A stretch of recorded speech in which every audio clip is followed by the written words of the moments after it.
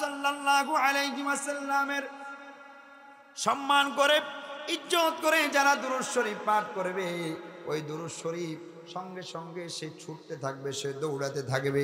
একবার পৃথিবীর পশ্চিমে চলে যাবে, আরেকবার পৃথিবীর পূর্বে চলে যাবে, পৃথিবীর উত্তরে চলে যাবে, পৃথিবীর দক্ষিণে চলে যাবে। ওই দুরূদটা জলাদিরাজ নদী নালা খাল বিল পাহাড় পর্বত ঝর্ণা ধারার মধ্যে সে ঘোরাঘুরি করতে লাগবে, আসমান জমিনের মধ্যে সে প্রদক্ষিণ করতে থাকবে।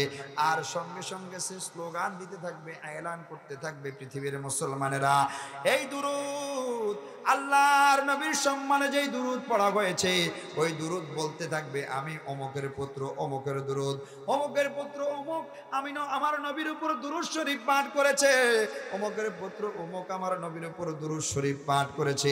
এইভাবে বলতে বলতে সে দৌড়াবে আর বলবে, দৌড়াবে আর বলবে, তামাম পৃথিবীর চতুর্দিক ঘুরবে, সমস্ত সৃষ্টির কাছে সে এটা এলান করে দিবে, অমুকের পুত্র অমুক আমার রাহমাতুল লিল আলামিন নবীর উপর দুরূদ শরীফ পাঠ করেছে। পৃথিবীর মুসলমানেরা বড় আশ্চর্য ধরনের ঘটনা, যখন এই বর্ণনা করা হবে, এই এলান করে দেওয়া হবে, ওই দুরূদ শরীফের এলান আল্লাহ পাক রব্বুল আলামিনের সৃষ্টির যত সৃষ্টি আছে, ওই সৃষ্টির মধ্যে যত সৃষ্টি এই এলানটা শুনবে। ওই এলান শোনার পরে সমগ্র সৃষ্টি আল্লাহ পাক রব্বুল আলামিনের কাছে দুরূদ পড়নেওয়ালা ব্যক্তির জন্য মাগফিরাত কামনা করবে। জোরে বলি সুবহানাল্লাহ। সমগ্র সৃষ্টি এই দুরূদ যিনি পড়েছেন তিনার জন্য আল্লাহর দরবারে মাগফিরাত কামনা করতে থাকবেন। জোরে বলি সুবহান, আর জোরে বলি না সুবহানাল্লাহ। আমার বাবারা, আল্লাহর নবীর সাহাবীরা আল্লাহর নবীকে এমন ভাবে তাজিম করতেন, এমন ভাবে তাজিম করতেন।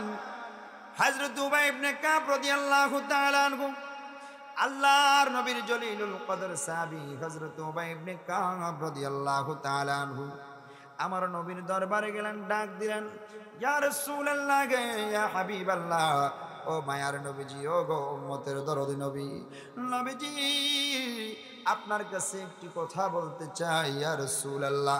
আমার নবী বলে, কি বলবা বলো, কোনো সমস্যা নাই। হযরত উবাই ইবনে কাব ডাক দিলেন, ইয়া রাসূলুল্লাহ, ইয়া হাবিবাল্লাহ, ও মায়ার নবীজি, ও গো নূরের নবী আমার, ইয়া রাসূলুল্লাহ, আমি আমার পড়া সুন্নাত ওয়াজিব ইবাদত ব্যতীত আমার তাসবিহ পড়ার যেই সময়গুলা পাই ইয়া রাসূলুল্লাহ, ওই তাসবিহ পড়ার সময়ের মধ্যে আমি সব চাইতে বেশি তাসবিহ পড়ি আপনি নবীর দুরূদ। আর জোরে বলি না সুবহান। ইয়া রাসূলুল্লাহ, আমি উবাই ইবনে কাব আপনি নবীকে অনেক মহাব্বত করি, অনেক ভালোবাসি ইয়া রাসূলুল্লাহ, সেজন্য আমি আপনি নবীর উপর বেশি দুরূদ সালাম প্রেরণ করি, বেশি বেশি দুরূদ পড়ি ইয়া রাসূলুল্লাহ। এখন আমার জানার বিষয় যেটা ইয়া রাসূলুল্লাহ, আমি জানতে চাই, ও গো মায়ার নবী, আমি জানতে চাই আমার তাসবিহ পড়ার যেই সময়টা আমি পাই, ওই সময়ের মধ্যে কতটুকু সময় আমি আপনি নবীর উপর দুরূদ পড়ব। সুবহানাল্লাহ। আমার বন্ধুরা, আল্লাহর নবীর সাহাবীরা জান্নাতি জান্নাতি জান্নাতি, এতে কোনো সন্দেহ নাই। কথা বলেন ঠিক কিনা? আরো জোরে বলেন ঠিক কিনা? আমার নবী বলেন, as-sahabi kan-nujum, আমার প্রত্যেকটা সাহাবী, এক একজন সাহাবী আকাশের নক্ষত্রের চাইতে বেশি দামি। সূরা কোন সুবহানাল্লাহ। আকাশের নক্ষত্রের চাইতে দামি যে সাহাবীরা, আপনারা বলেন ওই সাহাবীদের কোনো গুনাহ থাকতে পারে কিনা? এজোরে কয় না পারে, পারে না, পারে না, পারে না, পারে না।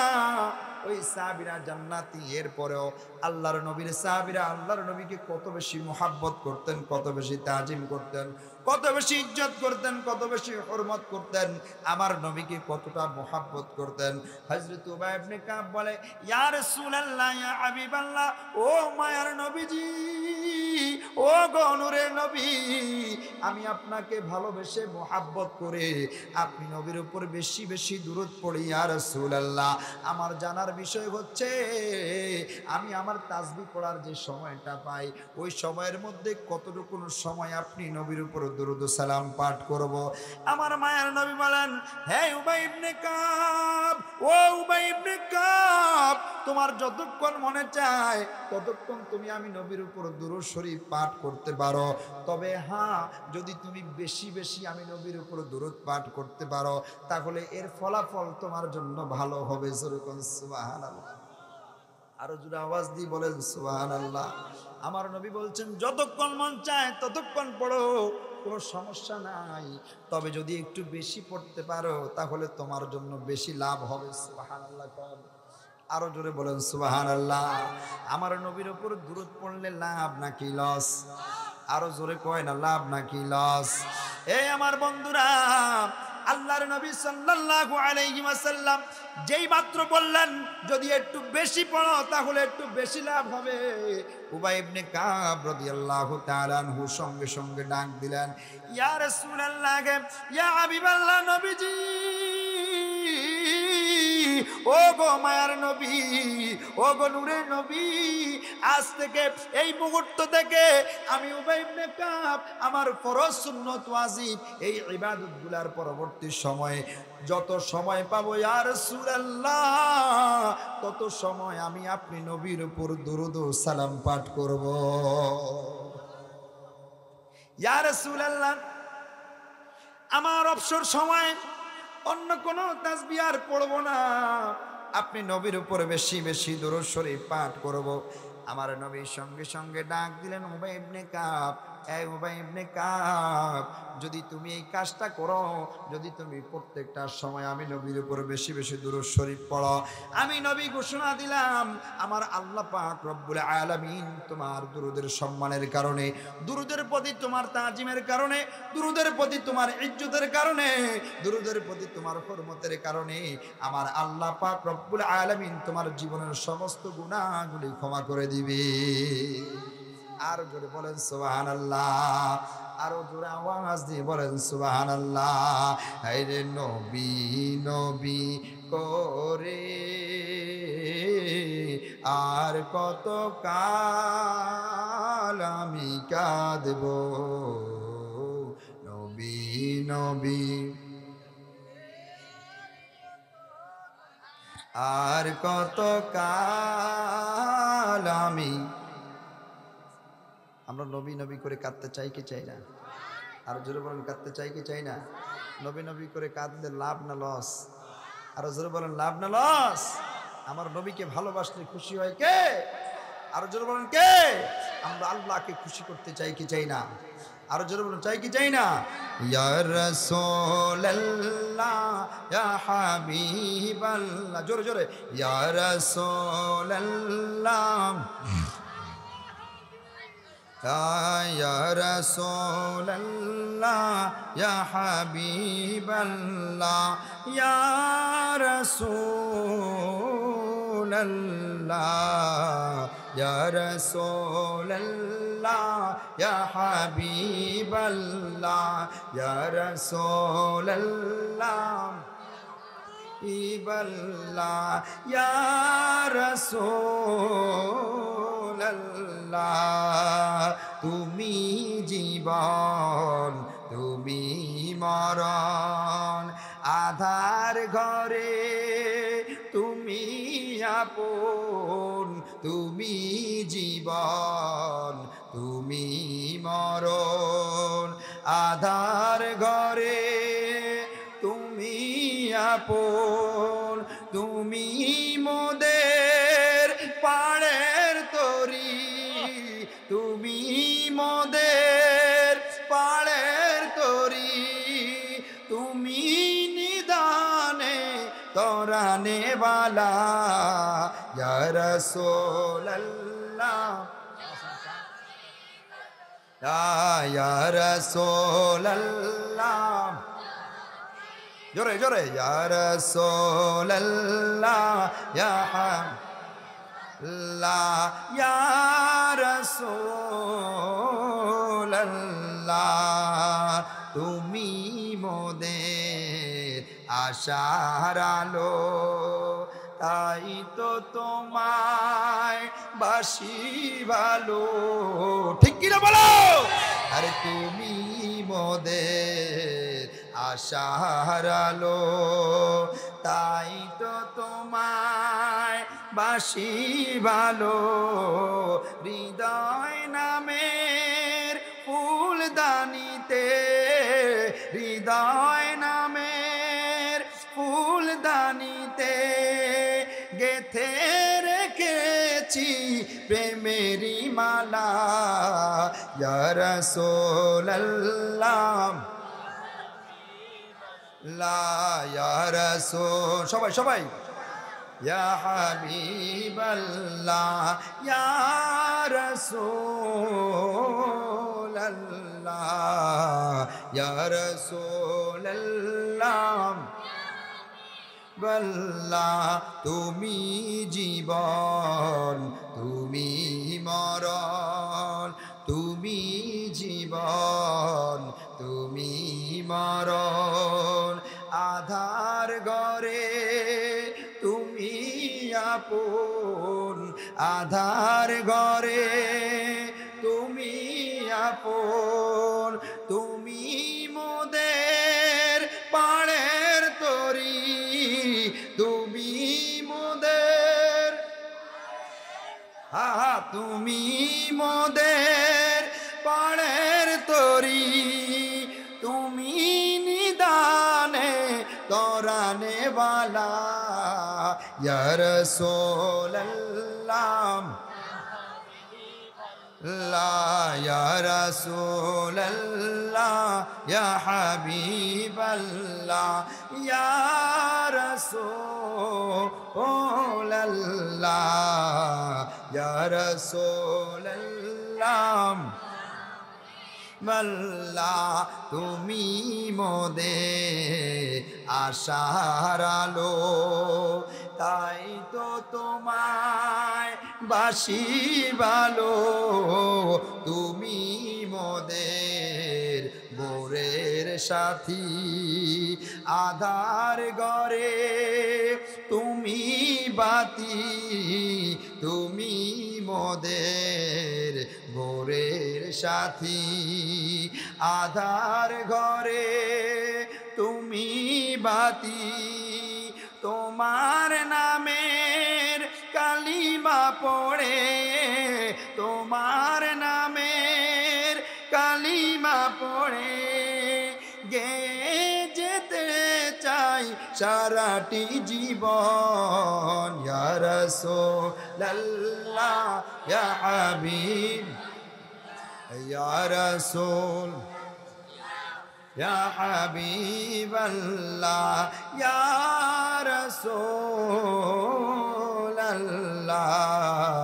ইয়া রাসূলুল্লাহ ইয়া হাবিবাল্লাহ ইয়া রাসূলুল্লাহ ইয়া হাবিবাল্লাহ ইয়া রাসূলুল্লাহ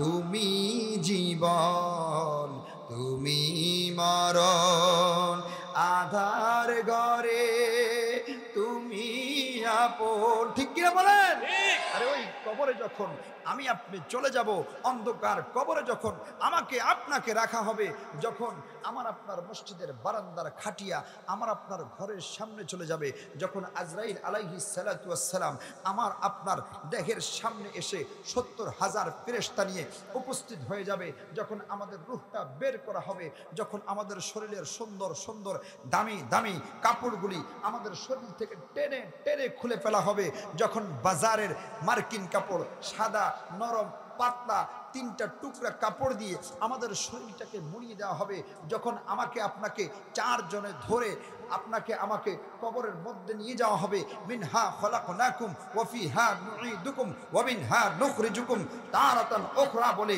আমাকে আপনাকে যখন কবরের মধ্যে রেখে দেওয়া হবে বিসমিল্লাহি ওয়া আলা মিল্লাতে রাসূলিল্লাহ বলে যখন আমাকে আপনাকে কবরে শুয়ে দেওয়া হবে যখন আমার আপনার দেহের উপরে বাঁশের সামিয়ানা দেওয়া হবে কলার বরফ দেওয়া হবে পাটের বিছনা দেওয়া হবে আবার এর উপর যখন আমার আপনার শরীরের উপর ৮০ মণ মাটি দিয়ে আস্তে আস্তে আস্তে আস্তে চাপ দেওয়া হবে আমার আপনার কলিজার টুকরা সন্তান আমার আপনার আপন ভাই আমার আপনার বাবা আমার আপনার চাচা আমার আপনার বন্ধু বান্ধবরা আমাকে আপনাকে গর্তে ঢুকিয়ে দেওয়ার জন্য উপরে শক্ত করে ভালো করে পাড়াবে, চটে চটে আমাকে আপনাকে আশীবন মাটির নিচে চাপ দেওয়া হবে।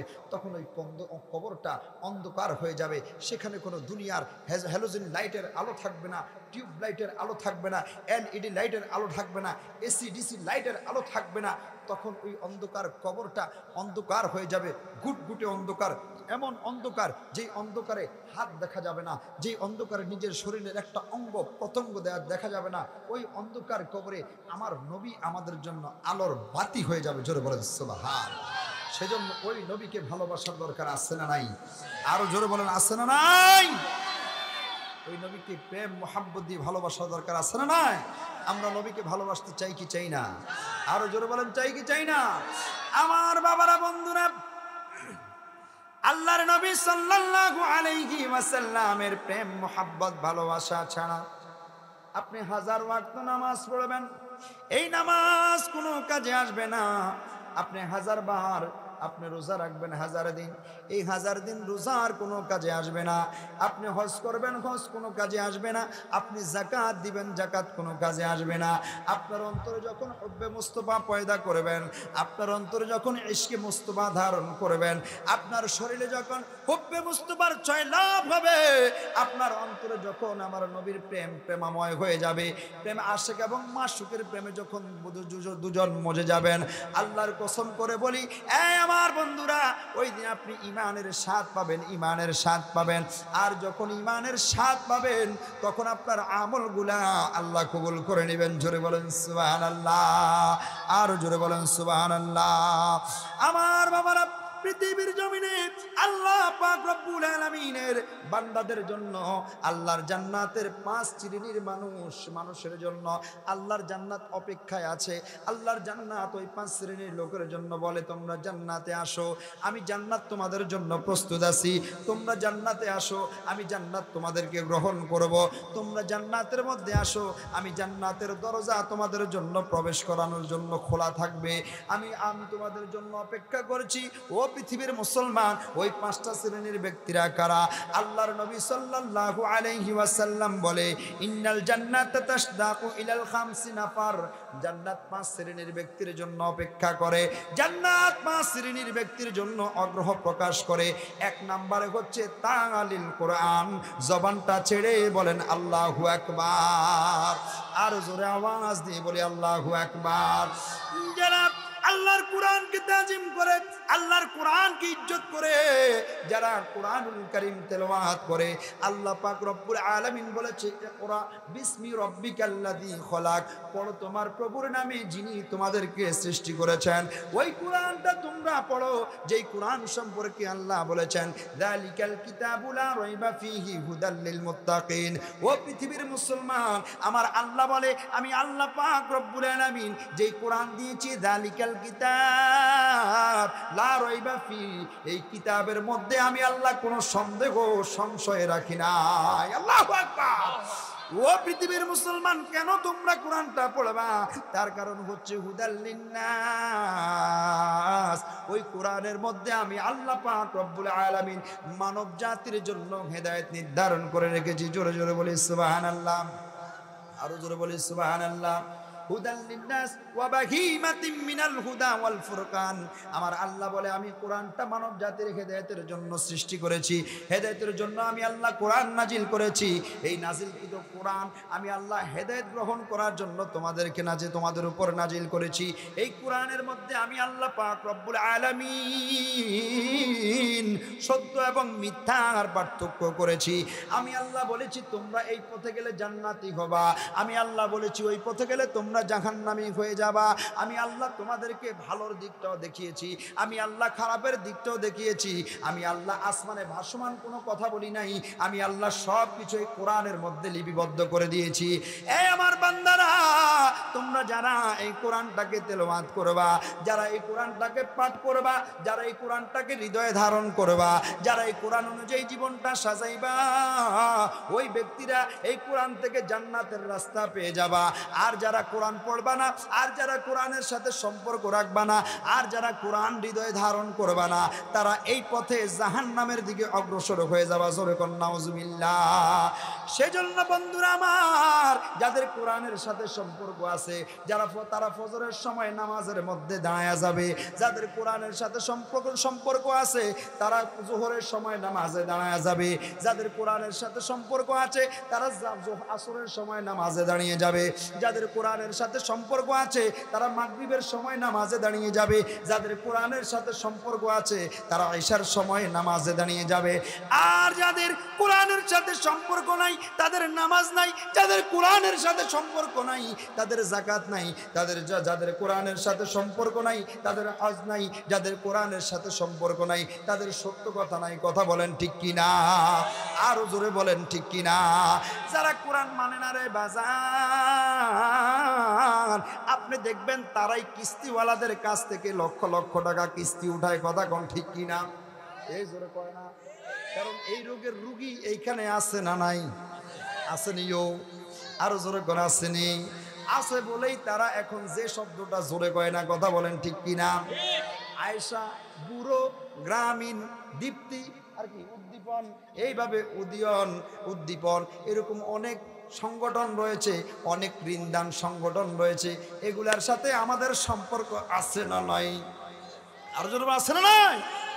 বর্তমানে এই সকল সুদীরা, এই সকল সুদখোর ঘুষখোরেরা ধর্মীয় জায়গায়ও নেতৃত্ব দেয়। আছে না নাই? আরো জোরে আছে না নাই? এই ফাঁড়ারা সুদ খায়, এই ফাঁড়ারা ঘুষ খায়, আবার মসজিদ মাদ্রাসায় নেতৃত্ব দেয়। আছে না নাই? আরো জোরে আছে না নাই? দেখবেন সমাজে মসজিদের সভাপতি সে হয় যার সুদের টাকা বেশি আছে। কথা কোন ঠিক কিনা? আরো জোরে বলেন ঠিক কিনা? যার টাকা আছে বেশি সে মসজিদের সেক্রেটারি হয়। কথা কোন ঠিক কিনা? যার রাজনৈতিক পাওয়ার বেশি সে মাদ্রাসার সভাপতি হয়। কথা বলেন ঠিক কিনা? যার অর্থ বেশি আসে সে মাহফিলের সভাপতি হয়। কথা কোন ঠিক কিনা? আরো জোরে কয় না? এ কথা কন না কা? আরো জোরে। এসব সুদখোর থেকে আল্লাহ আমাদেরকে হেদায়েত দান করে বলেন আমি। ঘুষখোর থেকে আল্লাহ আমাদের সমাজকে হেফাজত করে বলেন আমি। আমাদেরকে সকল ধরনের এনজিওর সাথে সম্পর্ক রাখা থেকে বিরত থাকার তৌফিক দান করে জোরে করে আমি। আরো জোরে বলেন আমি।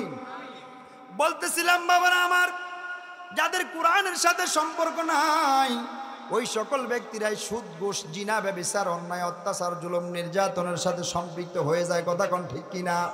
সেই জন্য আল্লাহ পাক রব্বুল আলামিনের নবী, আমার আপনার নবী নূর নবী সাল্লাল্লাহু আলাইহি ওয়াসাল্লাম বলেছেন, এক নম্বরে জান্নাত যেই ব্যক্তির জন্য অপেক্ষা করে তালিল কোরআন, যেই ব্যক্তি আল্লাহর কোরআনকে পাঠ করে, আল্লাহর কোরআনকে হৃদয়ে ধারণ করে, আল্লাহর কোরআনকে বাস্তব জীবনে প্রতিফলন ঘটায়। কথা কোন ঠিক কিনা?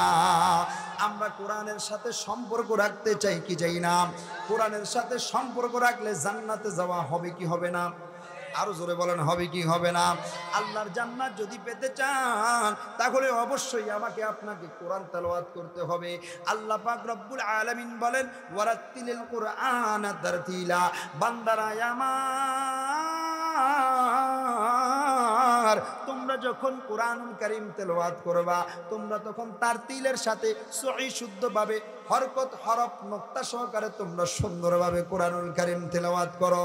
কারণ যদি তোমরা কোরআনুল কারীম তেলাওয়াত শুদ্ধভাবে না করতে পারো তাহলে কোরআনের অর্থ বিকৃত হয়ে যাবে, তোমাদের ঈমান নষ্ট হয়ে যাবে। কথা কোন ঠিক কিনা?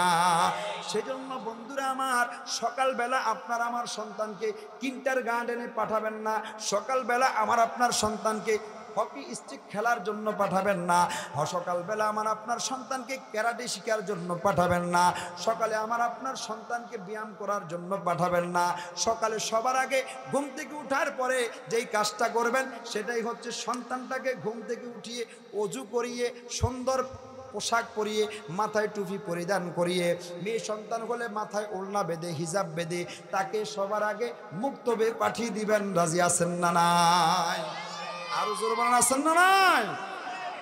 ওই মুক্তবে পাঠাইলে উপকার কি আসেনি? উপকার হলো এই সিমাইল মসজিদের ইউসুফ হুজুর সুন্দরভাবে পড়াবে, আউযু বিল্লাহি মিনাশ শাইতানির রাজীম, বিসমিল্লাহির রাহমানির রাহিম, সুন্দর করে সহিহ শুদ্ধভাবে কুরআনুল কারীমের 10 দিবে, বলবে আলহামদুলিল্লাহি রাব্বিল আলামিন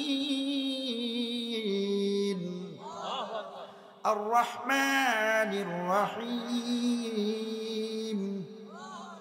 মালিকি ইয়াউমিদ্দিন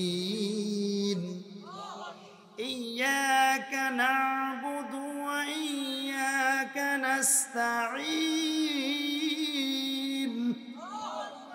ইহদিনাস সিরাতাল মুস্তাকিম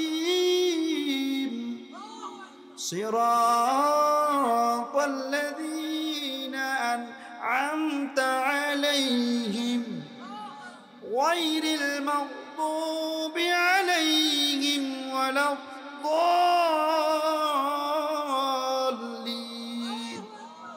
আরো জোরে বলেন আল্লাহু আকবার। আমার আপনার সন্তান যদি এইভাবে শুদ্ধ করে কোরআন তেলাওয়াত করে, আমার আল্লাহ খুশি হবে কি হবে না?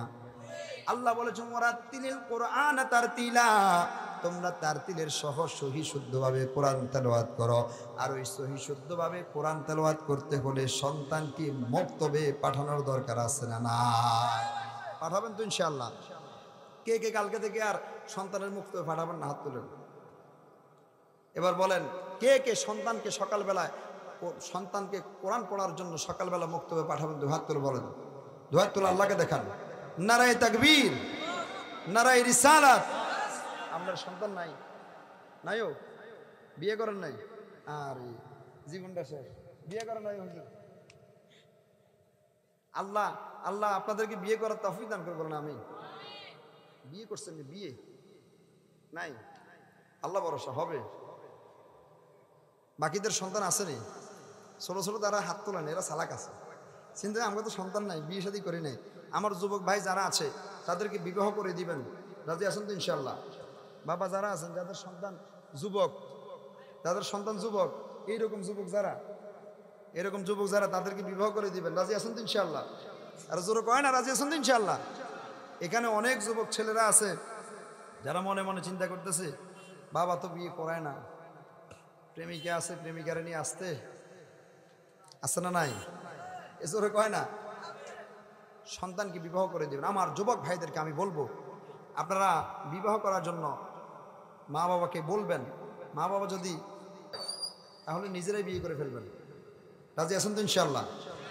যদি বিবাহ না করেন, বিবাহ না করে যদি জিনা করেন, তাহলে সেটা লাভ না লস? কত বড় গুনাহ, নাউজুবিল্লাহ বলেন। সেজন্য বাবা মাকে আগে বলবেন, বলার পরে যদি রেসপন্স না পান তাহলে বিবাহ করে ফেলবেন। কারণ জিনা থেকে বাঁচতে হবে, কথা বলেন ঠিক কিনা? আরো জোরে বলেন, জিনা থেকে বাঁচার দরকার আছে না নাই? যেই সমাজে বিবাহ কঠিন সেই সমাজে জিনা সহজ, কথা কন ঠিক কিনা? আর জোরে কন। আর যেই সমাজে বিবাহ সহজ সেই সমাজে জিনা কঠিন, কথা বলেন ঠিক কিনা? সন্তানকে বিবাহ করে দিলে সে কি আর জিনার কাজে লিপ্ত হবে? আর যদি বিবাহ না করান তাহলে সে জিনার কাজে বারবার দাবিতে হবে।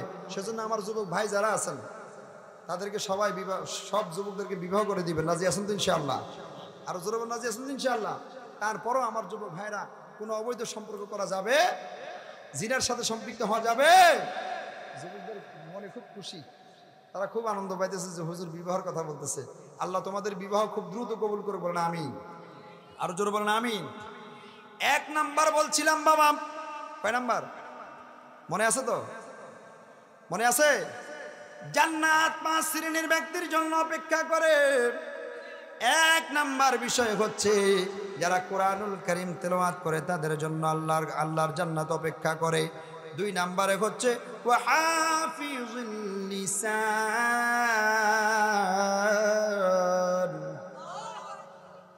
2 নাম্বার বিষয় হচ্ছে ওয়া হাফিজুল লিসান, যারা জিহ্বাকে হেফাজত করে, মুখের গহ্বরকে হেফাজত করে, ওই ব্যক্তিদের জন্য আমার আল্লাহ পাক রব্বুল আলামিনের জান্নাত অপেক্ষা করে।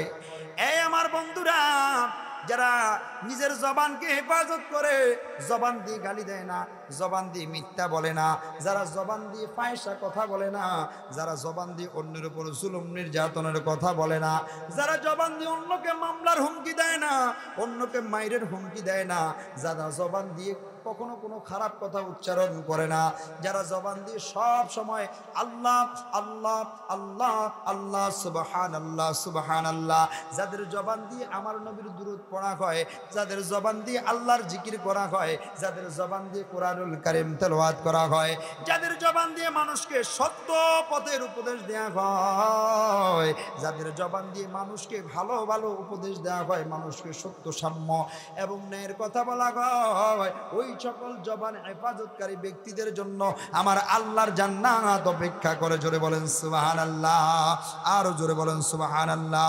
3 নম্বরে হচ্ছে ওয়া মুতঈমিল জিআন। ও পৃথিবীর মুসলমান, ও আমার জয়নগরের ভাইয়েরা, ও আমার জয়নগরের সিমাইলের বাবারা, এই আমার জয়নগর সিমাইলের মা বোনেরা রে, একটু গভীর মনোযোগ। আপনাদের ঘরের সামনে, আপনাদের বাড়ির দরজায়, বাজারে, রাস্তাঘাটে বহু ভিক্ষুক আপনাদের কাছে হাত পাতে, বহু মানুষ ক্ষুধার্ত হয়ে খাবার খেতে চায়। আমার নবী বলেন ওয়া মুতঈমিল জিআন, আমার আল্লাহ পাক রব্বুল আলামিনের জান্নাত ওই সকল ব্যক্তিদের জন্য অপেক্ষা করে যারা ক্ষুধার্তকে তাদের আহারের ব্যবস্থা করে দেয়, তাদের ক্ষুধা নিবারণ করার জন্য খাবারের ব্যবস্থা করে দেয়। জোরে বলেন সুবহানাল্লাহ, আরো জোরে বলেন সুবহানাল্লাহ। সালাতুন ইয়া রাসূলুল্লাহ আলাইকুম সালাতুন হাবিবাল্লাহ আলাইকুম সালাতুন ইয়া রাসূলুল্লাহ সালামুন ইয়া মুহাম্মদ মুস্তাফা জানে নবী কো खुदा जाने मुहम्मद मुस्तफ़ा को सलातुन या रसूल अल्लाह सलामुन या हबीब अल्लाह अलैकुम सलातुन या सलामुन या। আমার বাবারা বন্ধুরা, আল্লাহর নবী সাল্লাল্লাহু আলাইহি ওয়াসাল্লাম বলেন ওয়া মুতঈমিল জিআন, যারা ক্ষুধার্তকে আহারের ব্যবস্থা করবে সেজন্য আমার মা বোনেরা, আপনাদের ঘরের দরজায় যখন কেউ ভিক্ষা চাইতে আসবে, কেউ ক্ষুধার্ত অবস্থায় খাবার চাইবে, আপনারা তাদেরকে খালি হাতে ফিরাবেন না। যেই কোনো ভিক্ষুক যদি আপনার আমার ঘরের সামনে আসে, একটু খাবার চাই রে মা, ওই মাকে, ওই ভিক্ষুককে আপনার সাধ্য অনুযায়ী একটু খাবারের ব্যবস্থা করে দিবেন। যদি একটু খাবারের ব্যবস্থা করে দেন, আমার আল্লাহ আপনার উপর খুশি হয়ে যাবে, আর আল্লাহর জান্নাত আপনার জন্য অপেক্ষা করবে। জোরে জোরে বলেন সুবহানাল্লাহ। এ আমার ভাই, এ আমার বাবা, আপনাদের জন্য উপদেশ হচ্ছে, আপনারা রাস্তাঘাটে, বাজারে, পথে ঘাটে চলাফেরা করেন, অনেক সময় অনেক ভিক্ষুক এসে আপনারা আমার কাছে চায়, ভাই অনেক আজকে সারাদিন খাই নাই, একটু যদি 20টা টাকা দিতেন, 10টা টাকা দিতেন, একটু খাবার খেতাম। ও ভাই, আপনার কাছে আমার নিবেদন হচ্ছে, আপনার সামর্থ্য অনুযায়ী 1 টাকা দিয়ে পারেন, আর 10 টাকা দিয়ে পারেন, আর 50 টাকা দিয়ে পারেন, ওই ভিক্ষুককে একটু খাবারের ব্যবস্থা করে দিবেন, কারণ এই খাবারের ব্যবস্থাই আপনার জন্য আল্লাহর জান্নাত অপেক্ষা করবে। জোরে বলেন সুবহানাল্লাহ, আরো জোরে বলেন সুবহানাল্লাহ। 3 নম্বরে গেল। 4 নম্বরে যাদের জন্য আল্লাহর জান্নাত অপেক্ষা করে, 4 নম্বরে হচ্ছে মুকসিল উরিয়ান।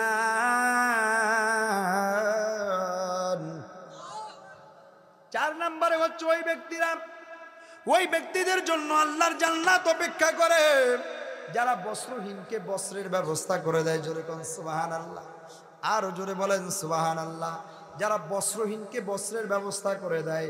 অনেকের আছে বস্ত্র নাই, পরার মতো কাপড় নাই। যেমন গত বছর আমাদের এই অঞ্চলের মধ্যে বন্যা হয়েছে, কি হয় নাই? আর জোরে কয় না? বেশিরভাগ ক্ষতিগ্রস্ত হয়েছে ফেনীর লোকেরা, ঠিক না? ফেনীর লোকদের জন্য আমাদের এই অঞ্চল থেকে অনেকেই কাপড় দিয়েছে, আছে না নাই? ঢাকা থেকে, চট্টগ্রাম থেকে খুলনা থেকে, বিভিন্ন বড় বড় শহর থেকে, কুমিল্লা থেকে আমরা যেহেতু গাউসিয়া কমিটি বাংলাদেশের অধীনে শাহরাস্তি, হাজীগঞ্জ এবং মনোহরগঞ্জ, লাকসাম এই জায়গাটার মধ্যে আমরা করোনা, আমরা বন্যাকালীন সময়ে ত্রাণ বিতরণ করেছি। মারহাবা কন, আরো জোরে বলেন মারহাবা। আমাদের মানবিক টিম আছে একটা, গাউসিয়া কমিটি বাংলাদেশ শাহরাস্তি উপজেলা একটা মানবিক টিম আছে। এই মানবিক টিমের প্রধান আমার কামরুল হাসান বাবু ভাই। মারহাবা কর, আলহামদুলিল্লাহ পড়েন। আমাদের এই কামরুল হাসান বাবু ভাই আমাদের গাউসিয়া কমিটি বাংলাদেশ শাহরাস্তি উপজেলার মানবিক টিমের প্রধান। তিনার নেতৃত্বে আমরা 19 এবং 20 সালে করোনাকালীন সময়ে প্রায় 45 জন করোনায় মৃত ব্যক্তিদেরকে দাফন কাফন করেছি। যে সময় সন্তান বাবার কাছে যায় নাই, বাবার সন্তানের লাশ ধরে নাই, একটু সাবান চেয়েছি, সাবান দেয় নাই, একটু গামছা চেয়েছি, গামছা দেয় নাই, নিজের সন্তানটাকে ধোয়ার জন্য, শেষ বিদায় দেওয়ার জন্য এক নজর দেখে নাই, নিজের বাবাকে শেষ বিদায়ের সময় একটা নজর দেখে নাই। ওই কঠিন মুসিবতের সময় আমরা গাউসিয়া কমিটি বাংলাদেশ আমাদের কামরুল হাসান বাবু ভাইয়ের নেতৃত্বে আমরা প্রায় 45 জন করোনায় মৃত ব্যক্তিদেরকে দাফন এবং কাফন করেছি, জীবনের পরোয়া করে নেই। বলেন এর যা দিবে কে? আল্লাহ। আরো জোরে বলেন দিবে কে? দুনিয়ার কোনো স্বার্থ নাই, খোদার কসম করে বলি দুনিয়ার কোনো স্বার্থ নাই। যদি স্বার্থ থাকতো আল্লাহর কসম নিজের পরিবার রেখে, নিজের স্ত্রী, নিজের মা, নিজের সন্তান, নিজের বাবা তাদেরকে রেখে, আমার সন্তানের বয়স যখন, আমার প্রথম সন্তানের বয়স যখন 7 দিন ছিল অথবা 11 দিন ছিল, এই সময় আমি করোনাকালীন মৃত ব্যক্তিদেরকে দাফন কাফন করতে গেছি আমার এই কামরুল ভাইয়ের সাথে। করোনা মৃত ব্যক্তিদেরকে দাফন কাফন করতে গেছি। অথচ ওই সময় সবচেয়ে বেশি সোয়াশি ছিল শিশুদের জন্য। কথা বলেন ঠিক কিনা? আরো জোরে বলেন ঠিক কিনা? আমরা যারা ছিলাম, আমাদের শাহজাদা মুফতি বাদরুদ্দোজা আল কাদরি ভাই, তিনার করোনা হয়েছে, আমাদের কামরুল ভাইয়ের করোনা হয়েছে, আমারও করোনা হয়েছে।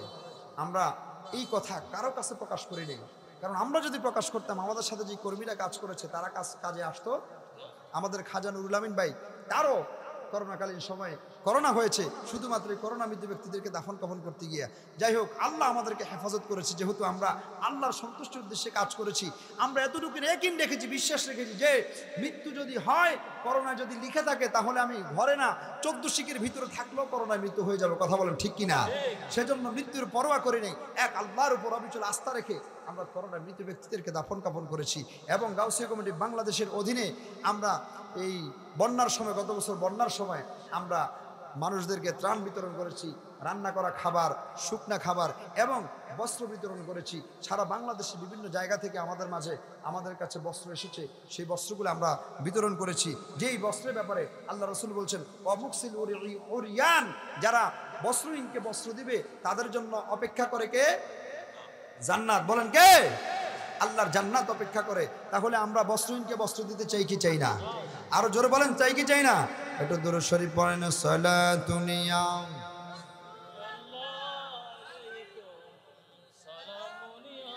হাবিবাল্লাহ, মুহাব্বতের আওয়াজে সালাতুনিয়া।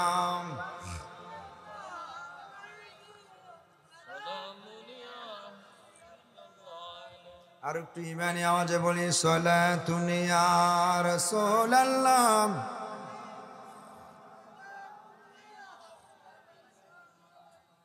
বাবারা আমার, 4 নম্বরে গেল, যারা বস্ত্রহীনকে বস্ত্র দান করবে, ওই বস্ত্রহীনদের যারা বস্ত্র দান করবে তাদের জন্য আমার আল্লাহর জান্নাত অপেক্ষা করে। জোরে বল সুবহানাল্লাহ, আরো জোরে বলি সুবহানাল্লাহ। 5 নম্বরে যেই বিষয়টা আমার রাসূল বলেছেন, ওয়ামান সাল্লা আলাইয়া হাবিবুর রহমান। জবান ছেড়ে বলি আল্লাহু আকবার, আর জোরে বলি আল্লাহু আকবার। আমার আপনার নবী, মায়ার নবী সাল্লাল্লাহু আলাইহি ওয়াসাল্লাম বলেন, ওয়ামান সাল্লা আলাইয়া হাবিবুর রহমান, যারা আমার নবী, যারা আমার আল্লাহর বন্ধু, যারা আমার আপনার রাহমাতুল লিল আলামিন নবীর উপর বেশি বেশি দুরূদ পড়বে, ওই দুরূদ পড়নেওয়ালা ব্যক্তিদের জন্য আমার আল্লাহর জান্নাত অপেক্ষা করে। জোরে বলেন সুবহানাল্লাহ, আর জোরে বলেন সুবহানাল্লাহ। সেজন্য আমরা নবীর দুরূদ পড়তে চাই কি চাই না? আমার নবীর দুরূদ পড়লে লাভ না লস? আর জোরে বলেন লাভ না লস? আর উচ্চ আওয়াজে বলেন লাভ না লস?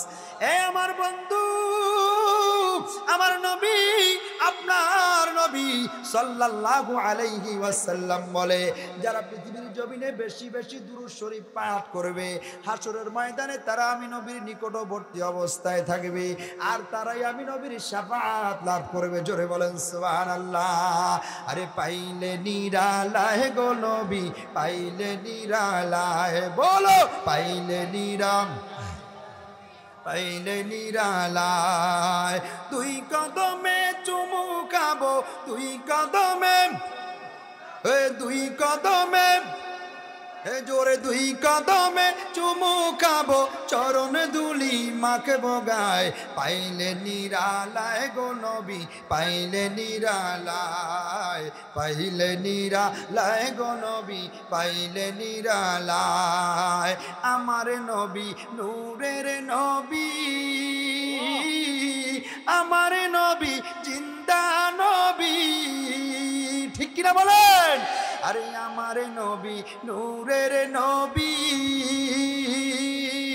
আমার নবী জিন্দা নবী, আরে দয়া করে রাইখো নবী হাসরের বেলায়, পাইলে নিরালায় গো নবী, বলো পাইলে নিরালায় গো নবী, পাইলে নিরালায়, পাইলে নিরালায় গো নবী লাই, দুই কদমে চুমু খাবো, দুই কদমে চুমু খাবো, চরণ ধুলি মাখবো গায়, পাইলে নিরালায় গো নবী, লাই, পাইলে নিরালায় গো নবী লাই। কঠিন হাসরের দিনে আপনি বিনে কে তরাইবে, ঠিক কিনা বলো? আমার নবী ছাড়া কেউ হাসরের ময়দানে তরাইতে পারবে না, সুপারিশ করতে পারবে না, কথা বলেন ঠিক কিনা? সেজন্য আশিক সুন্দরভাবে বলেন, কঠিন হাসরের দিনে আপনি বিনে কে তরাইবে, দয়া করে রাইখেন নবী, দয়া করে রাইখেন নবী হাসরের বেলায়, পাইলে নিরালায় গো নবী, পাইলে নিরালায়, বলো পাইলে পাইলে নিরালায়, পাইলে নিরালায় গো নবী লাই। হায় গাই দুই কদমে চুমু খাবো, দুই কদমে চুমু খাবো, চরণ ধুলি মাখবো গায়, পাইলে নিরালায় গো নবী লাই, পাইলে নিরালায় গো নবী লাই। জোরে বলি মারহাবা, আরো জোরে বলি মারহাবা, সবাই জবানটা খুলে বলেন মারহাবা। আপনারা জবান বন্ধ রাখছেন কেন? বলেন জবানের মালিক কে? আরো জোরে বলেন কে? যাদের জবান বন্ধ তাদের জবানের মালিক শয়তান, কথা কোন ঠিক কিনা? যাদের জবান বন্ধ তাদের জবানের মালিক শয়তান। এবার সবাই একবার চিৎকার দিয়ে বলেন জবানের মালিক কে? আমাদের হায়াতের মালিক কে? আমাদের মৌতের মালিক কে? আমাদেরকে রিজিক দেন কে? আমাদের সকল কিছুর মালিক কে? আমাদেরকে জান্নাত দিবেন কে? ভালোবাসতে হবে কাকে? আল্লাহ এবং রাসূলকে। ভালোবাসতে হবে আল্লাহ এবং রাসূলকে, কথা বলেন ঠিক কিনা? আমার বাবারা, বন্ধুরা, আল্লাহর নবী সাল্লাল্লাহু আলাইহি ওয়াসাল্লাম হাদিসে মুবারাকার মাঝে বলেন, মান সাল্লা আলাইয়া আশরান ফিল আউয়ালিন নাহারি ওয়া আশরান ফিল আখিরিন নাহার, জোরে কোন আল্লাহু আকবার। মান সাল্লা আলাইয়া আশরান ফি আউয়ালিন নাহারি ওয়া আশরান ফি আউয়ালিন নাহারি। পৃথিবীর মুসলমানরা, আল্লাহর নবী বলেন, যারা দৈনিক সকালবেলা 10 বার আমি নবীর উপর দুরূদ শরীফ পাঠ করে, কয়বার? আরো জোরে বলেন কয়বার? আমার নবী বলেন, যারা সকালবেলায় 10 বার আমি নবীর উপর দুরূদ শরীফ পাঠ করে এবং বিকাল বেলায় আমি নবীর উপর 10 বার দুরূদ শরীফ পাঠ করে, আমার ওই সকল উম্মত কঠিন হাসরের দিনে আমি নবীর শাফাআত লাভ করবে। জোরে কোন সুবহানাল্লাহ, আরো জোরে বলেন সুবহানাল্লাহ। সেজন্য নবীর দুরূদ পড়তে চাই কি চাই না? নবীর দুরূদ পড়ার দরকার আছে না নাই?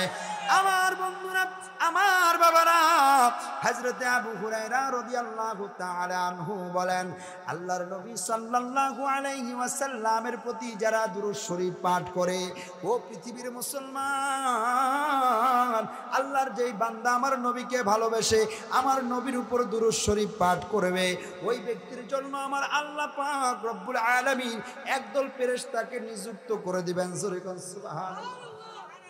একদল ফেরেশতাকে নিযুক্ত করে দিবেন। ওই ব্যক্তি যে দুরূদ শরীফ পড়ল, ওই দুরূদ শরীফটা এই ফেরেশতারা গ্রহণ করবেন। ওই দুরূদ শরীফটার সঙ্গে সঙ্গে ওই ফেরেশতারা আমার নবীর দরবারে মুস্তাফাতে নিয়ে যাবে। আমার নবীকে গিয়ে সালাম দিবে, আসসালাতু ওয়াসসালামু আলাইকা ইয়া রাসূলুল্লাহ। ও মায়ার নবীজি, ও গো মায়ার নবী, ও গো নূরের নবী, আপনার উম্মত আপনার উপর দুরূদ শরীফ পাঠ করেছে। ইয়া রাসূলুল্লাহ, আপনার সেই উম্মত আপনাকে ভালোবেসে আপনাকে মুহাব্বত করে আপনি নবীর উপর দুরূদ শরীফ পাঠ করলো।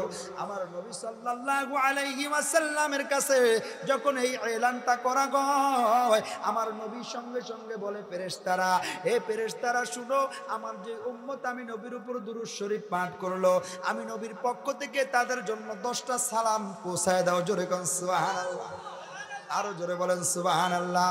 এরপরে আমার নবী বলে দেয়, রে ফেরেশতারা রে,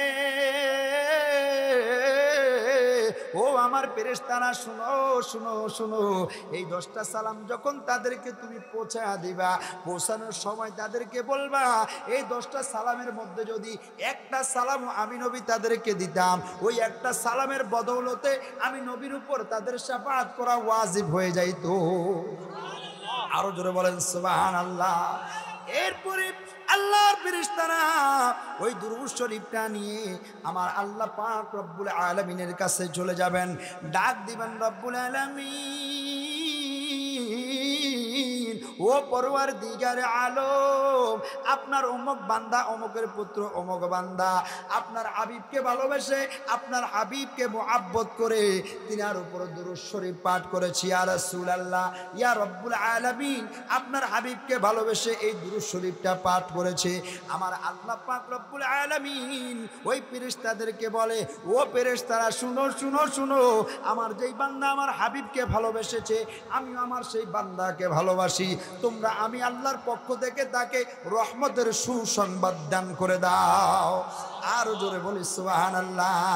সেজন্য বন্ধুরা আমার নবীর উপর দুরূদ সালাম পাঠ করার দরকার আছে না নাই? আরো জোরে বলেন আছে না নাই? আমার নবীর উপর দুরূদ সালাম পাঠ করলে খুশি হয়ে যায় আল্লাহ। জোরে কোন সুবহানাল্লাহ, আরো জোরে বলেন সুবহানাল্লাহ। কাবা শরীফের হেরেমের বাহিরে মক্কার বড় বড় কাফেররা আবু সুফিয়ান, উতবা, সাইবা, আবুল আহাবরা এক জায়গার মধ্যে কথাবার্তা বলতেছেন। কি করতেছেন? এক জায়গার মধ্যে মক্কার বড় বড় কাফের আবুল আহাব, উতবা, সাইবা তারা কথা বলতেছেন জটলার মধ্যে। দূর থেকে একজন ভিক্ষুক আসলেন, যিনি এদেরকে চিনেন না, কে আবুল আহাব, কে উতবা, কে সাইবা, কে আবু জাহাল, কে আবু সুফিয়ান, তাদেরকে তিনি চিনেন না।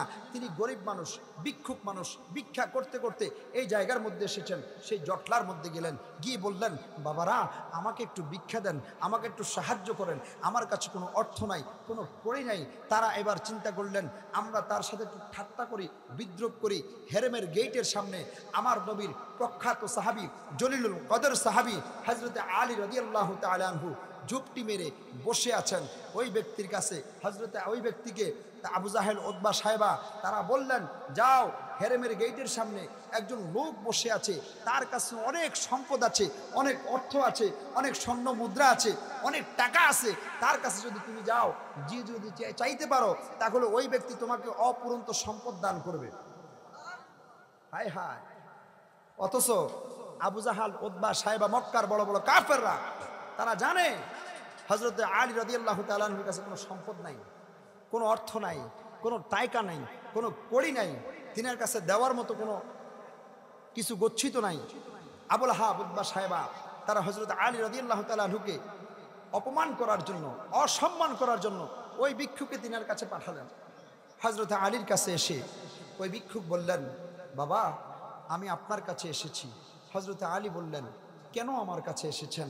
ওই ভিক্ষুক বললেন, ওই জটলার মধ্যে কিছু মানুষ ছিলেন, তাদের কাছে আমি সাহায্য চেয়েছিলাম। তিনারা বলেছেন আপনার কাছে অনেক সম্পদ আছে, আপনি দানবী, আপনি অনেক সম্পদ মানুষকে দান করেন, সেজন্য আমি এসেছি আপনার কাছে একটু সম্পদ চাওয়ার জন্য। আমি অসহায় মানুষ, আমি ভিক্ষুক মানুষ, আমার একটু সহযোগিতা দরকার, আপনি যদি একটু সহযোগিতা করেন আমি একটু উপকৃত হব। হযরত আলী রাদিয়াল্লাহু তাআলা আনহু চিন্তা করলেন, আমার কাছে তো কোনো সম্পদ নাই, আমার কাছে তো কোনো অর্থ নাই, কিন্তু তাকে তো নৈরাশ করা যাবে না, তাকে খালি হাতে ফিরানো যাবে না, কারণ এটা আমার রাসূলের শিক্ষা। আর জোরে এটা আমার রাসূলের শিক্ষা নয়। আমার রাসূলের শিক্ষা হচ্ছে, কেউ তোমাদের কাছে কিছু চাইলে তোমার সামর্থ্য অনুযায়ী তাকে দাও, যদি দিতে না পারো তাহলে বলো সম্মানের সাথে আজকে নয় আরেকদিন দেব। কথা বলেন ঠিক কিনা? হযরত আলী চিন্তা করলেন, আমি কেন তাকে ফেরত দেব? এবার হযরত আলী রাদিয়াল্লাহু তাআলা আনহু মনে মনে কিছু একটা পড়লেন, পরে ভিক্ষুককে বললেন, তোমার হাতটা দাও। তিনি হাতটা দিলেন। হাত দেওয়ার পরে হযরত আলী রাদিয়াল্লাহু তাআলা আনহু তিনি হাতের মধ্যে ফু দিলেন। ফু দিয়ে বললেন, হাত বন্ধ করো। হাত বন্ধ করলেন। এবার বললেন, ওই জটলার মধ্যে যারা বসেছিল, যারা তোমাকে আমার কাছে পাঠিয়েছে, তুমি তাদের কাছে যাও, তাদের কাছে গিয়ে হাত খুলবে, এর আগে হাত খুলবে না। যেমন কাজ তেমন করব। পৃথিবীর মুসলমানেরা, আমার আলী রাদিয়াল্লাহু তাআলা আনহু যে ফু দিয়েছেন, বলেন ওই ফুর মধ্যে বরকত আছে না নাই? আর জোরে বলেন আছে না নাই? ওই ব্যক্তি আবু জাহাল, উতবা, সায়বাদের কাছে গেলেন। যাওয়ার পরে তিনারা বললেন, হে ভিক্ষুক, তোমাকে তো ধনবান ব্যক্তির কাছে পাঠিয়েছি, তিনি তোমাকে কি দিয়েছে আমাদেরকে একটু দেখাও। ওই ব্যক্তি বললেন, আমার কাছে কিছু দেয় নাই, আমার হাতে কোনো স্বর্ণ দেয় নাই, কোনো জহরত দেয় নাই, কোনো মতি দেয় নাই, কোনো সম্পদ দেয় নাই, তবে উনি আমার হাতে একটা ফু দিয়েছেন। ফু দিয়ে বলেছেন আপনাদের কাছে এসে যেন হাতটা খুলি। এবার আবু জাহাল, উতবা, সায়বা তারা বলতে লাগলেন, হ্যাঁ দেখি তোমাকে সে কি দিয়েছে, কি দিয়েছে, কি দিয়েছে, হাতটা খোলো, আমরা একটু দেখি। যখন ওই ভিক্ষুক হাত খুললেন, বলেন ভিক্ষুকের হাতে হযরত আলী রাদিয়াল্লাহু তাআলা আনহু কিছু দিয়েছেন? আর জোরে বলেন দিয়েছেন?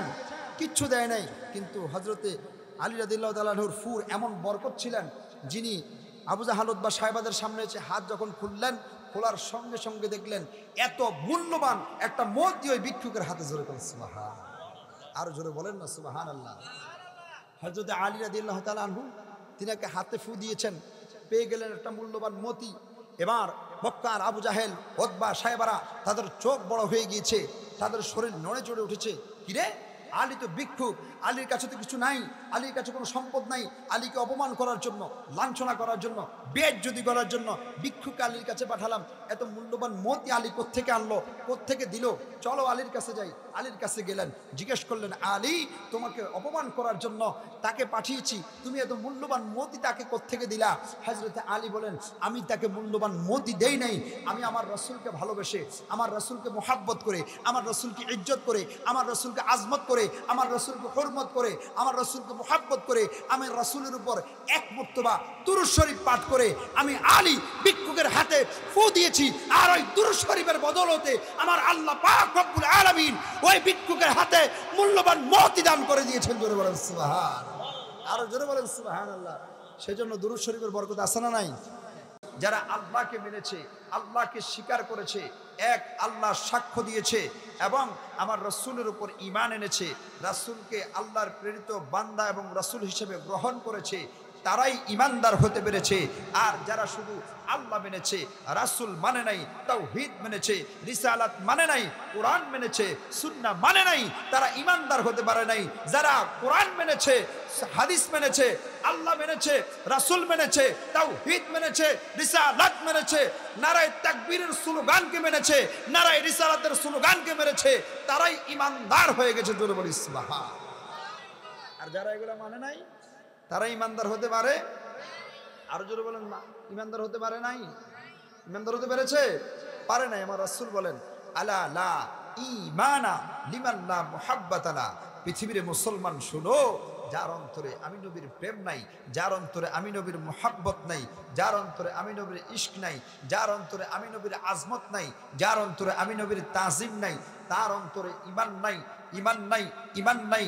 আলা হযরত ইমাম আহমদ রেজা খাঁ फाजिल बेरलवी তিনি বলেন जिस दिल में हुब्बे मुस्तफा जिस दिल में हासिल नहीं है लाखों मुमीन मगर ईमान में कामिल नहीं है যার অন্তরে আমার রাসূলের প্রেম মুহাব্বত ইশক আজমত নাই তার অন্তরে ঈমান নাই ঈমান নাই ঈমান নাই আর যার অন্তরে নবীর মুহাব্বত আছে ইশক আছে আজমত আছে হুরমত আছে তাজিমে মুস্তফা যার ভিতরে আছে তিনার অন্তরে ঈমান আছে জোরে বলেন সুবহানাল্লাহ আরো জোরে বলেন সুবহানাল্লাহ আমরা নবীকে ভালোবাসতে চাই কি চাই না আরো জোরে বলেন চাই কি চাই না কম না বেশি কম না বেশি নবীকে বেশি ভালোবাসতে লাভ না লস আমার নবীকে ভালোবাসা ওয়াজিব আমার নবীকে ভালোবাসা ফরজ আমার নবীকে ভালোবাসা ওয়াজিব যদি কেউ কারো অন্তরে নবীর ভালোবাসা না থাকে তার নামাজ কোনো কাজে আসবে না যদি কারো অন্তরে নবীর প্রেম না থাকে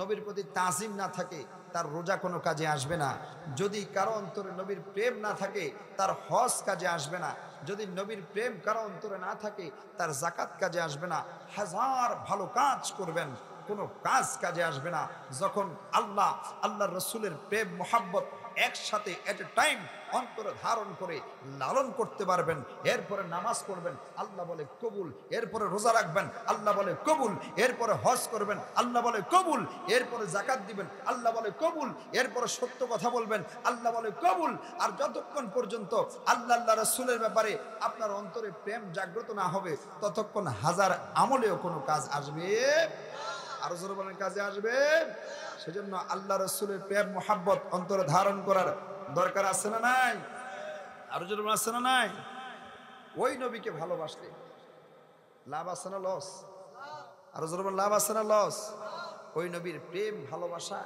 এমন ভাবে লাভবান করবে আমাদেরকে যে আমার রাসূলের উপর একবার দুরূদ শরীফ পড়লে কয়বার আরো জোরে বলেন কারণ রাসূলের সুন্নত যেই জিনিসগুলো আছে যে সুন্নতগুলো আছে সেগুলো যখন আপনি পালন করবেন তার তো আলাদা মর্যাদা আছেই শুধুমাত্র একটা আমলের কথা বলবো সেটা হচ্ছে রাসূলের দুরূদ শুধুমাত্র আমার রাসূলকে ভালোবেসে মোহাব্বত করে রাসূলের উপর একবার যদি কোনো উম্মত দুরূদ শরীফ পড়ে আল্লাহ রাসূল সাল্লাল্লাহু আলাইহি সাল্লাম বলেছেন মান সাল্লা আলাইয়া ওয়াহিদাতান সাল্লাল্লাহু আলাইহি আশারা পৃথিবীর মুসলমান তোমাদের মধ্যে যেই উম্মত আমি নবীকে ভালোবেসে আমি নবীকে মোহাব্বত করে আমি নবীকে ইজ্জত করে আমি নবীকে তাজিম করে একবার আমি নবীর উপর দুরূদ সালাম পাঠ করবে ওই ব্যক্তির উপর আমার আল্লাহ 10টি রহমত দান করবেন শুধু তাই নয় আমার আল্লাহ তার 10টি গুনাহকে ক্ষমা করে দিবেন এবং আমার আল্লাহ পাক রব্বুল আলামিন তার 10টি মর্যাদাকে বৃদ্ধি করে দিবেন এই মর্যাদাগুলো আমরা পেতে চাই কি চাই না আর জোরে বলেন পেতে চাই কি চাই না আমার বাবারা বন্ধুরা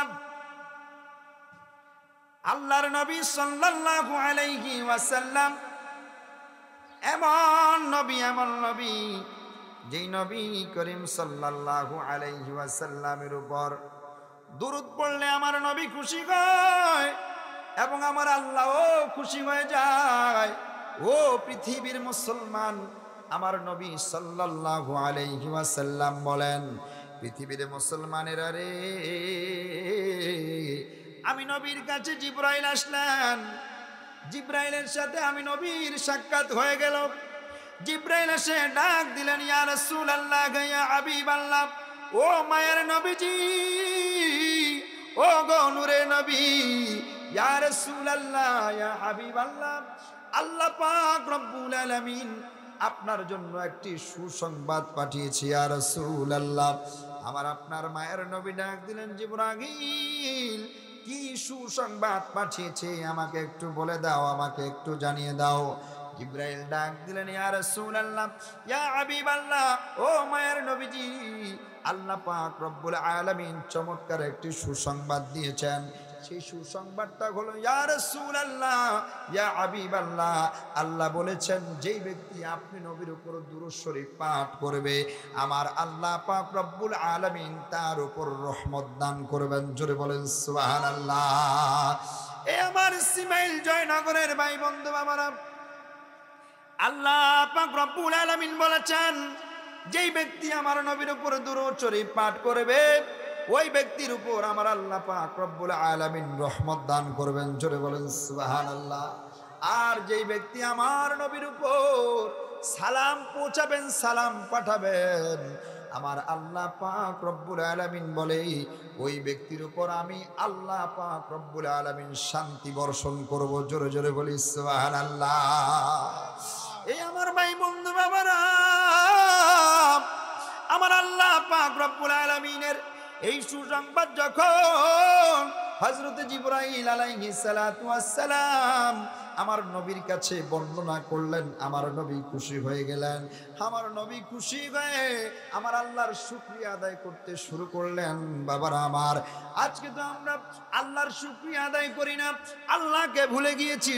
আমার আল্লাহ পাক রব্বুল আলামিন অসংখ্য অগণিত নিয়ামত আমাদেরকে দান করেছেন, সেই নিয়ামতের শুকরিয়া আমরা আদায় করি না। কথা বলেন ঠিক কিনা?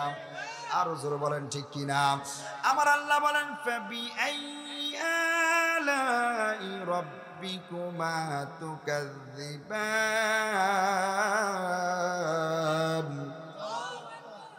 আমার আল্লাহ ডাক দিয়া বলে বান্দারা রে আমার, আমি আল্লাহ পাক রব্বুল আলামিন তোমাদেরকে এত এত নিয়ামত দান করেছি, তোমরা বলো আমি আল্লাহর কোন নিয়ামতটাকে অস্বীকার করবা? বাবারা আমার, আমি আপনাদের কাছে জানতে চাই, আপনারা বলেন আমার আল্লাহ আমাদেরকে যেই নিয়ামতগুলি দান করেছেন, ওই নিয়ামতগুলির কোনো একটা নিয়ামতকে কি অস্বীকার করা যাবে? আরো জোরে বলেন যাবে। আল্লাহর সব নিয়ামতের শুকরিয়া আদায় করতে হবে। সেজন্য আল্লাহর নবী সাল্লাল্লাহু আলাইহি ওয়াসাল্লাম আল্লাহর কাছ থেকে সুসংবাদ পেয়ে আল্লাহর শুকরিয়া আদায় করলেন। বন্ধুরা, আজকে আমরা আল্লাহ আমাদেরকে সুস্থ রেখেছে, আমরা আল্লাহর শুকরিয়া আদায় করি না। আল্লাহ আমাদেরকে সম্পদ দান করেছে, আমরা আল্লাহর শুকরিয়া আদায় করি না। আল্লাহ আমাদেরকে সুন্দর রূপবতী গুণবতী স্ত্রী দান করেছে, আমরা তার শুকরিয়া আদায় করি না। যারা এখনো বিবাহ করতে পারে নাই, আমার আল্লাহ তাদেরকে সুন্দর রূপবতী গুণবতী স্ত্রী দান করবে, লাবণ্যময়ী স্ত্রী দান করবে, আমরা তারপর আল্লাহর শুকরিয়া আদায় করব না। আমাদেরকে আল্লাহ পাক রব্বুল আলামিন আল্লাহর নিয়ামত সন্তান দান করেছে, আমরা তার শুকরিয়া আদায় করি না। ব্যবসা বাণিজ্যের মধ্যে আল্লাহ পাক রব্বুল আলামিন আমাদেরকে লাভবান করে লক্ষ লক্ষ কোটি কোটি টাকার সম্পদের মালিক বানিয়ে দিচ্ছে, এরপরও আমরা শুকরিয়া আদায় করি না। কথা বলেন ঠিক কিনা? আর বন্ধুরা রে আমার, আল্লাহর নবী সাল্লাল্লাহু আলাইহি ওয়াসাল্লাম যার জন্য আসমান সৃষ্টি, যার জন্য জমিন সৃষ্টি, যার জন্য লৌহ সৃষ্টি, যার জন্য কলম সৃষ্টি, যার জন্য জান্নাত সৃষ্টি, যার জন্য জাহান্নাম সৃষ্টি, আমার আল্লাহ পাক রব্বুল আলামিন বলেন আমার নবীকে যদি আমি আল্লাহ সৃষ্টি না করতাম, তাহলে আমি আল্লাহ পাক রব্বুল আলামিন আমি আল্লাহর 18,000 মাখলুকাত 80,000 আলমের যাররা পরিমাণ কোনো কিছু সৃষ্টি করতাম না।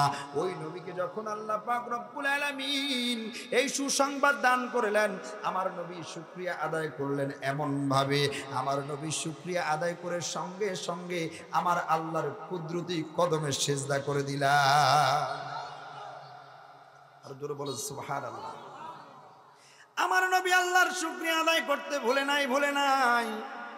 যখন জিবরাইল বললেন ইয়া রাসূলুল্লাহ ইয়া হাবিবাল্লাহ, যে ব্যক্তি আপনার উপর দুরূদ পড়বে আল্লাহ তার উপর রহমত দান করবেন, যে ব্যক্তি আপনার উপর সালাম পাঠাবেন আল্লাহ তার উপর শান্তি বর্ষণ করবেন। বন্ধুরা আমার, আল্লাহর নবী সাল্লাল্লাহু আলাইহি ওয়াসাল্লাম সঙ্গে সঙ্গে আল্লাহর কুদরতি কদমে শুকরিয়া আদায়ের জন্য এই মর্যাদা দান করার কারণে আল্লাহর শুকরিয়া আদায়ার্থে আল্লাহর কুদরতি কদমে সেজদা দিয়ে শুকরিয়া আদায় করলেন। জোরে জোরে বলেন সুবহানাল্লাহ। আরো জোরে বলেন সুবহানাল্লাহ। সেই জন্য আমাদের প্রত্যেকটা কাজে, প্রত্যেকটা নিয়ামত পাওয়ার পরে, আমাদের প্রত্যেকটা প্রশংসা পাওয়ার পরে, আমাদের প্রত্যেকটা সম্পদ বৃদ্ধির পরে আল্লাহ পাক রব্বুল আলামিনের শুকরিয়া আদায় করার দরকার আছে না না? এখানে কথা বলে কে? কিরে জায়গাটারে একটা গানের মঞ্চ বানায় ফেলছে। এই ভাই এদিকে যাবেন না, এদিকে যান, এদিকে আসো। কত বড় ফুল, তোমরা এখানে কথা বলতেছো কেন? কি আশ্চর্য! ভাইয়া আপনারা একটু ভিতরে আসেন, কষ্ট করে ভিতরে আসো। এই যে তোরা যাইস না, এই জাসিম কি কি সামির, ভিতরে আসো, পিছনে লেখা আছে তো। ভাই আপনারা একটু কষ্ট করে আসবেন না। আসো ভিতরে আসো, এই ফুটবল খেলোয়াড়রা ভিতরে আসো। সকলে বলি মারহাবা। এই যুবকরা আজকে গানের মঞ্চ যদি সাজানো হতো, এখানে ড্যান্স মারতো কি মারতো না? আরো জোরে বলেন, মারতো কি মারতো না? আমার এই যুবকরা যে আল্লাহ এই মাহফিলের জন্য কবুল করেছে, যে তাদেরকে আল্লাহ কবুল করেছে, কিন্তু এখন শয়তানে আসতে ওইদিকে নিয়ে যেতেছে। আল্লাহ হেদায়েত দান করুন, বলেন আমিন। আরো জোরে বলেন আমিন। এই ভিতরে আসো, আসেন। দেখছেন কত সুন্দর পরিবেশ হচ্ছে, সকলে বলি মারহাবা। আরো জোরে বলি মারহাবা। আল্লাহর জান্নাতে বসার দরকার আছে না নাই? এখানে কোনো গান বলা হচ্ছে, ইচ্ছা বলা হচ্ছে, কোরআন সুন্নাহর কথা বলা হচ্ছে। যার অন্তরে এই কোরআন সুন্নাহ প্রবেশ করবে, আল্লাহর কসম করে বলি, একটি কথা যদি আল্লাহ তার অন্তরের মধ্যে গেঁথে দেয়, এই একটি কথা তার হেদায়েতের উসিলা হয়ে যেতে পারে। কথা বলেন ঠিক কিনা? আরো জোরে বলেন ঠিক কিনা? আজকে আমার যুবকরা মা বাবার অন্তরে কষ্ট দেয় কি দেয় না? এই জোরে বলেন, দেয় কি দেয় না? আপনারা বলেন, মা বাবার অন্তরে কষ্ট দেয়া যাবে? মা বাবার অন্তরে কষ্ট দেয়া যাবে? মা বাবাকে সম্মান করতে হবে, ইজ্জত করতে হবে, তাজিম করতে হবে। মা বাবার সাথে পরিমাণ শব্দটা উচ্চারণ করা যাবে না। মায়ের কথা শুনতে হবে, বাবার কথা শুনতে হবে। মা বাবার কথা শুনলে খুশি হয় একজন, সবাই জবান খুলে বলেন কে? আরো জোরে বলেন কে? আল্লাহ বলেন, রিদর রব্বি ফি রিদল ওয়ালিদাইন ওয়া সাখাতুর রব্বি ফি সাখাতিল ওয়ালিদাইন। যেই ব্যক্তির উপর মা খুশি, যেই সন্তানের উপর বাবা খুশি, ওই সন্তানের উপর আমার আল্লাহ খুশি। আর যেই সন্তানের উপর মা নারাজ, মা বেজার, যেই সন্তানের উপর বাবা নারাজ, বাবা বেরাজ, ওই সন্তানের উপর আমার আল্লাহ বেরাজ। জোরে বলেন নাউজুবিল্লাহ। সেজন্য আমরা আল্লাহকে খুশি করতে চাই কি চাই না? এই যুবক, আল্লাহকে খুশি করতে চাই কি চাই না? আল্লাহকে খুশি করতে হলে মা বাবাকে খুশি করতে হবে। মা বাবাকে খুশি করার দরকার আছে না নাই? আরো জোরে বলেন আছে না নাই? আল্লাহ আমাদেরকে মা বাবার তাজিম করার তৌফিক দান করেছে, বলেন আমিন। আরো জোরে বলেন আমিন। আমার বাবারা বন্ধু নবীর অতি সন্নিকটে থাকবে, অতি নিকটে অবস্থান করবে, আমার নবীর খুব কাছাকাছি থাকবে এবং আমার নবীর শাফাত লাভে পরিগণিত হবে। আমি নাম নবীর, আমার নবীর শাফাত লাভের জন্য গণ্য হবে, আমার নবীর শাফাতের জন্য নিযুক্ত হবে। যেই ব্যক্তি পৃথিবীর জমিনে আমার আপনার নবীর উপর বেশি বেশি দুরূদ ও সালাম পাঠ করে, জোরে জোরে বলি সুবহানাল্লাহ। আর জোরে বলি না সুবহানাল্লাহ। হাসরের ময়দানে আমরা নবীর কাছে থাকতে চাই কি চাই না? আরো জোরে বলেন চাই কি চাই না? ও আমার বন্ধুরা, আল্লাহর নবীর পৃথিবীর জমিনে যদি আমার নবীর উপর দুরূদ বেশি বেশি পড়তে পারেন, হাসরের কঠিন মুহূর্তে আমার নবীর কাছে কাছে থাকবেন। এবং যেই নবীর শাফাআত ছাড়া কেউ পৃথিবীর জমিনের কোনো মুসলমান জান্নাতে যেতে পারবে না। আমার নবীর কোনো উম্মত আমার নবীর শাফাআত ছাড়া জান্নাতে যেতে পারবে না। আমার নবী বলেন, যারা পৃথিবীর জমিনে আমি নবীর উপরে বেশি দুরূদ শরীফ পড়বে, ওই ব্যক্তিরা হাসরের ময়দানে আমি নবীর শাফাআত লাভে পরিগণিত হবে। জোরে জোরে বলি সুবহানাল্লাহ। আরো জোরে বলি সুবহানাল্লাহ। আমার বন্ধুরা, বাবারা,